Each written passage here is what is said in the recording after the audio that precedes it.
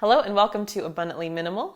My name is Sarah, and in today's video I have a strategy to help you with any of your sentimental clutter, mental clutter, or emotional clutter. I've heard a lot from you in the comments or in community posts here on YouTube that your sentimental items are something that you struggle with, and it makes sense. For whatever reason, different items that maybe belonged to a loved one or family member or are from a special time in our past, these items, we view them as something beyond the physical item that it is. It has some sort of emotional connection to us, which makes it a lot harder to let go of, even if you objectively know you don't need it anymore. But I'm really excited to share this strategy here today.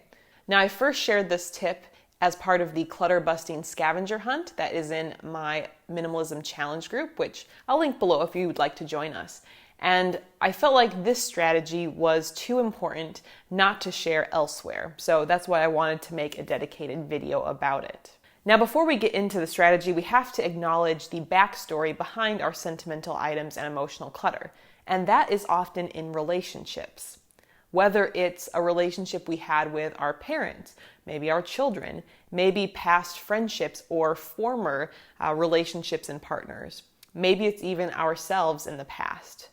These relationships may lead us to have a lot of emotions, both positive and negative memories. And because of that, items that are from those times or from those people, we view a little differently than our everyday, very much utilitarian objects. So if you've got a certain sentimental item that you're unsure about, and it is connected to a relationship of yours, either from the past or present, this strategy can be perfect for you. What you're going to do is to write a letter to that particular person. Now, this is not a letter you're actually going to send, so it doesn't matter whether the person is still alive or someone you still talk to. The point of this is that this is a healing exercise for yourself, and so we are going to use the process of writing a letter as a chance to give us some closure on that particular item and to unpack some of the emotions that are within it. For a few ideas of what you could include in your letter, you could talk about the item itself. You could talk about your relationship with that person. You could talk about how you feel about the relationship or the item, how it has affected you, maybe things that you wish you could have said or done differently, how you're hoping to move on, etc. There's no right or wrong answer in terms of what you choose to include. This is, again, a highly personal exercise. And the purpose of this exercise is to help you gain some clarity and freedom from the attachment to this item, because through the writing process and through the reflection process, you'll realize that the physical item actually has little to do with why you are keeping it, and you're able to kind of unpack those emotions and break down some of those emotional walls or barriers through the process of writing this letter, and it can be very healing. It can also help you realize that the memories are inside you. You know, as you're describing the item in the letter, the item didn't tell you those things. You knew those things or you felt those things. This exercise allows you to get down on paper what this item either has meant to you or currently means to you without needing the item at all. What's also really cool about this is that going forward, the letter can actually be a reminder of the item, not necessarily the item itself. And sometimes what's really beneficial about this exercise is, let's say you have multiple items from a loved one that you felt like you couldn't let go of.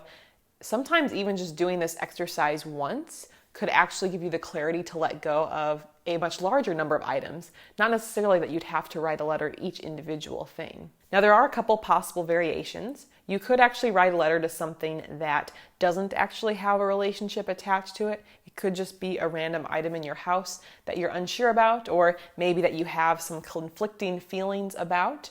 You could still use the exercise there. Obviously, it's going to be a little bit different, the type of letter you're writing, but it's a chance for you to unpack the emotions behind the item. As well as you can actually use this without clutter at all. You can use this just to help heal yourself from some of the past relationships that you maybe have been a part of, or maybe friendships that have turned sour, or if there's just something that you're not really being able to let go of fully, this can be a really great strategy for that too. And while this is definitely not an easy, lighthearted activity, this is pretty serious. This can help you get down to the root cause of what you're feeling about your different items and be able to be a breakthrough, I think. So push through. I'm very excited for you, and I hope this is going to be helpful. And if you found this video to be helpful today, you might also like my monthly challenge group, which is called Monthly Minimalist Makeover. Each month there is a different minimalism related challenge to help you simplify your life. Sometimes it's with decluttering, sometimes it's with being more intentional, improving our habits, improving our finances, improving our health, all the different things that go into living a more minimal and intentional life. And this particular month for February is the clutter busting scavenger hunt, and the tip I described today in today's video is just one of 50 different tips to help you work through your clutter from a new perspective. So I hope you'll consider joining us if you haven't already. I look forward to seeing you in the next video. Bye.